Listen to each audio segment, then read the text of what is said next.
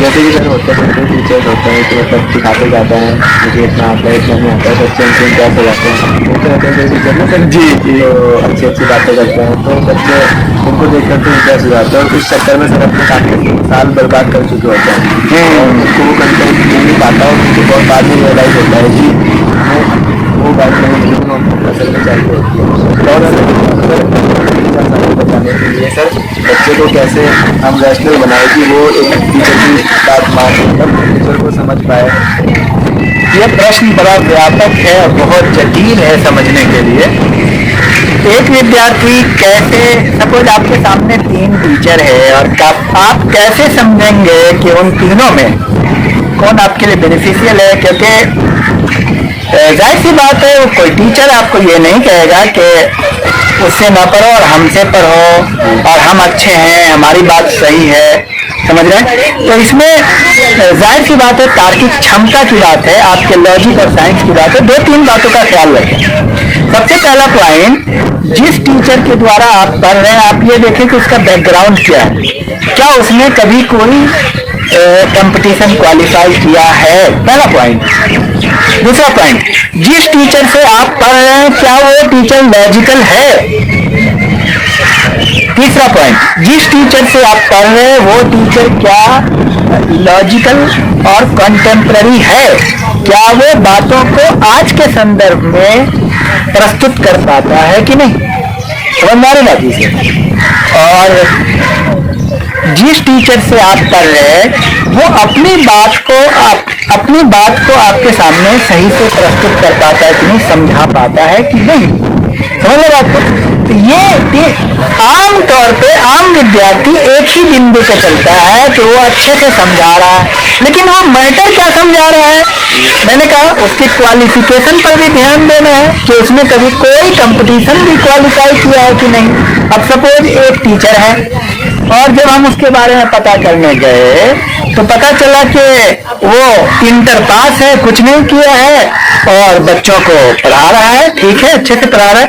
मैं ये नहीं कह रहा हूँ कि वो टीचर खराब है, लेकिन वो उस स्टूडेंट पे डिपेंड कर रहा है कि वो इन सारी क्वालिटी को देख करके इतने सारे फैक्टर्स हैं, टीचर का क्वालिफिकेशन, टीचर का अनुभव, टीचर कंपटीशन क्वालिफाई किया है कि नहीं, टीचर लॉजिकल है कि नहीं, टीचर आपको सही से बात समझा पाता है कि नहीं, तभी आप टीचर का सिलेक्शन करें। क्योंकि ये एक बड़ा कंफ्यूजन है जो आपने पूछा है। तो सर जैसे कि ये तो क्लियर हो गया सर। तो सर जैसे कभी कभी बच्चों को होता है कि अब जैसे हम जैसे कभी वाइड एरिया में रहते हैं कहीं जहाँ पर कोचिंग क्लासेस अवेलेबल नहीं है सर, तो मुश्किल से अगर एक आदमी मिल भी गई सर तो, और वो भी ऐसे ही सर है जो लॉजिकल कुछ नहीं है और बड़े बच्चों को ऐसे अपनी तरह बना रहे हैं, ये कर रहे हैं, मतलब बिल्कुल नहीं। तो अगर बच्चे के पास दूसरा ऑप्शन नहीं है तो आपको सर क्या लगता है कि हमें ऑनलाइन क्लासेस का सहारा लेना चाहिए या फिर हमें उसी टीचर के पास अपना टाइम? नहीं, बिल्कुल हमें क्या है, शुरुआत में मतलब ऐसे रूरल बैकग्राउंड के विद्यार्थियों को जो बिल्कुल रूरल एरिया में रहते हैं, उनके पास कोई विकल्प नहीं है, एक ही टीचर है, वो जानते नहीं वो टीचर किस लेवल का है सपोज, तो आपको ऑनलाइन क्लास का सहारा लेना चाहिए। ऑनलाइन ऑप्शन आज के डेट में बहुत अवेलेबल है और उसको जरूर आपको आजमाना चाहिए। आप टीचर को देखें, टीचर की बात को समझें और उनके कंटेंट को समझें, उनको फॉलो करें। अब जब आप फॉलो करें, एक बार आप अच्छे से टीचर को, ऑनलाइन टीचर को भी आप अच्छे से सतर्कता बरतते हुए आप उस टीचर का सही से आप इवैल्यूएशन कर लेंगे तो मुझे लगता है उसके बाद आप एक टीचर को आप ऑनलाइन सेलेक्ट कर लें और उनको फॉलो करें, उनसे आप कांटेक्ट भी कर सकते हैं। महीने में 15 दिन में आप उनसे मिल भी सकते हैं, उनसे टेलीफोनिक बात कर लें, आजकल सब अवेलेबल है, तो ऐसे हो सकता है, कर सकते हैं सर। जैसे कि अब सारी बात हो चुकी है सर, लेकिन आप सर एक बार थोड़ा सा इस बिंदु पर प्रकाश डाल दीजिए सर, जैसे कि हम कैसे हम सामने वाले को पहचाने और कैसे हम मतलब उसे इवैल्यूएट करें सर, मतलब कि हम एक टीचर के रूप में, टीचर के टीचर रूप में, को। मतलब सर जी सर, हमारा माइंड लेवल उस लेवल तक होना चाहिए। बिल्कुल बिल्कुल, ये एक टफ काम है, मैंने पहले ही कहा, ये कॉम्प्लिकेटेड प्रश्न है और ये एक विद्यार्थी के लिए बहुत डिफिकल्ट होता है एक अच्छे टीचर का सिलेक्शन, क्योंकि कई बार विद्यार्थी को तो ये लगता है कि वही सब कुछ है, बहुत स्मार्ट है। आज का विद्यार्थी मतलब 90% विद्यार्थियों में लगता है कि हम तो सब कुछ जान रहे हैं और हमारे जो टीचर है वो सबसे अच्छे हैं, मतलब ये भी एक फीलिंग होती है। तो टीचर में क्वालिटी होनी चाहिए। सबसे पहला क्वालिटी एजुकेशनल क्वालिफिकेशन, टीचर कितना पढ़ा लिखा है पता करें। दूसरा क्वालिफिकेशन, टीचर क्या कोई कंपटीशन क्वालिफाई किया है कभी लाइफ में। तीसरा, टीचर का क्या अचीवमेंट है। चौथा पॉइंट, टीचर लॉजिकल है कि नहीं। पांचवा पॉइंट, टीचर कंटेम्पररी अपनी बात को प्रस्तुत करता है कि नहीं, ठीक है। छठा पॉइंट, और मैं लास्ट में रख रहा हूं कि टीचर आपको अपनी बात सही से समझाता है कि नहीं। लेकिन आम विद्यार्थी इसी बात से इंप्रेस हो जाते हैं, ठीक है। एक चीज बताओ, एक व्यक्ति जो भैंस चला रहा है वो भी बहुत अच्छे से बात को समझा सकता है।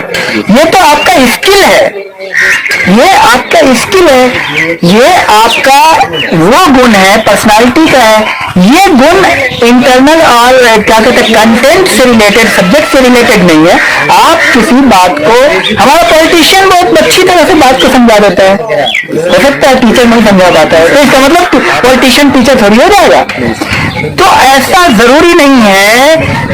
तो सबसे इंपॉर्टेंट है ये 6 पॉइंट हमने बताया, लॉजिकल होना, टीचर का कंटेम्पररी होना, कंटेक्चुअल होना, टीचर का नॉलेजेबल होना, और वो पता चलेगा उसके क्वालिफिकेशन से, और कम्पिटिटिव होना, कंपटीशन क्वालिफाई किया है कि नहीं, अचीवमेंट क्या है टीचर का। ये सारे पॉइंट देख करके आप टीचर को सिलेक्ट कर सकते हैं। जी सर, जैसे टीचर लोग जैसे होते हैं कुछ क्लासेस टीचर लोग पढ़ाते हैं तो वो अपना सिलेबस देते हैं, तो सर ऐसे आजकल कंपटीशन इतना बढ़ गया है सर, अगर आप सिविल सर्विसेज में जाओगे तो क्लास इनफ नहीं है, क्लास काफ़ी नहीं है। बिल्कुल नहीं सर, तो उसके लिए हमें कैसे, एक तो अगर हम सिलेबस पढ़ने के बावजूद भी सिलेक्शन नहीं हो पाता आजकल, जैसे ट्यूशन वगैरह कोचिंग वगैरह मिल जाते हैं, तो हमें उसके अलावा एक्स्ट्रा में हमें किस किताबों का कैसा सिलेबस, मतलब कौन सा लेवल किताबों का होना चाहिए। बहुत बेहतरीन सवाल है। आप देखिए, कोई भी टीचर आपको 100% नहीं बता सकता है, नहीं बताता है, 100% बता ही नहीं सकता है। वजह क्या है, IAS PCS का इतना ब्रॉडर एस्पेक्ट है। देखिए, मैदान पे जाके तो फेस आप ही को करना है ना। मान लो एक व्यक्ति कोच है और आप क्रिकेट खेलते हैं, ठीक है, तो क्रिकेट जाके तो आप ही खेलेंगे ना, प्लेयर खेलेगा, कोच तो खेलेगा नहीं। अब हमने आपको बता दिया कि आपको जाकर के ऐसे मारना है, इस बॉल को ऐसे खेलना है, लेकिन खेलना तो आप ही को, वहां पे कैसे बॉल आ रही है तो वो आपको फेस करना है। तो आप इस चीज को अच्छे से जान लीजिए कि कंपटीशन की या प्रतिस्पर्धा की लड़ाई में आप ही सामने है। आप तो वहां जाएंगे तो आपको फेस करना है प्रश्नों को, टीचर को फेस नहीं करना है। टीचर तो आपको बता रहा है एज यूजुअल, जैसे वो सबको बताता है। अब टीचर हो सकता है प्रश्नों का ट्रेंड चेंज होता रहता है, तो इसमें आप क्या कीजिए, सबसे बेहतरीन गाइड आपका पूर्व के प्रश्न, ठीक है। पूर्व के प्रश्नों को सामने में रख के, टीचर की बात को सामने में रख के, टेक्स्ट को सामने में रख के, तीनों बात को आप मिलाएं, न्यूज़पेपर आपके सामने है, और तब विश्लेषण कीजिए, और तब जाकर के आप एक नए प्लेटफॉर्म को, नए क्वेश्चन को आप रख सकते हैं। समझ में आ रही बात। आप एक नई चीज, क्योंकि कल के टीचर आप हो सकते हैं, ऐसा नहीं है कि वो टीचर अंतिम है, ठीक है। कल क्वेश्चन का पैटर्न चेंज होगा, उसको कौन टैकल करेगा, आप ही करेंगे, तो ऐसा नहीं है। तो टीचर जो बात आपको बता रहा है, हो सकता है क्वेश्चन के नेचर में, और टीचर पूरी तौर पे बात नहीं बता पाएगा, क्योंकि हमेशा भाई सोसाइटी चेंजिंग नेचर का होता है, हर चीज परिवर्तित हो रही है।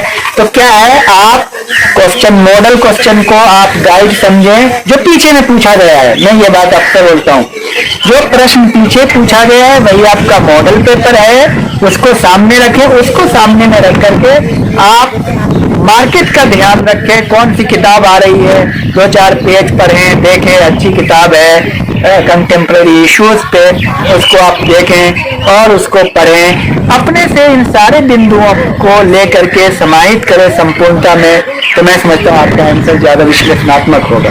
जी सर।